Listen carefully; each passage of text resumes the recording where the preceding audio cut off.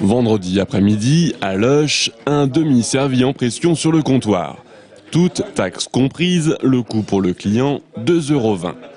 Toute taxe comprend le fameux sigle TVA, taxe sur la valeur ajoutée, 19,6%. Sur ce demi, le client verse donc 36 centimes d'impôt à l'État. Mais depuis 4 semaines, Christophe, le patron de cet établissement lochois, a entamé une grève. Il refuse de reverser la TVA qu'il perçoit aux services fiscaux.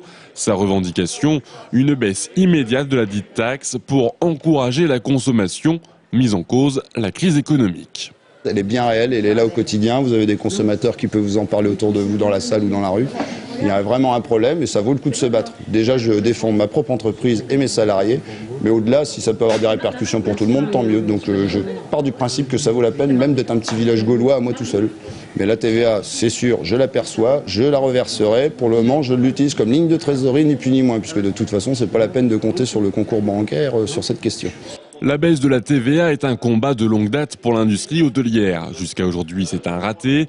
Au niveau européen, la France se confrontait au refus de l'Allemagne. Mais un accord devrait être trouvé courant du mois. Même si la mesure arrive peut-être un peu trop tard à notre goût, enfin, les choses vont être claires et toutes les formes de restauration vont être soumises à un taux identique de TVA. C'est ce que nous réclamions. Du moment où, dans le courant de ce mois, on est raisonnablement assuré qu'on nous dise que toutes les formes de restauration seront à un taux moyen, on parle de 11 à 12%, ça répond à nos préoccupations. Si le président de la Chambre de l'industrie hôtelière comprend la réaction de Christophe, il ne cautionne pas pour autant la démarche. De son côté, Christophe aura obligation de reverser les sommes perçues pour la TVA avec une majoration de 10% pour pénalité de retard.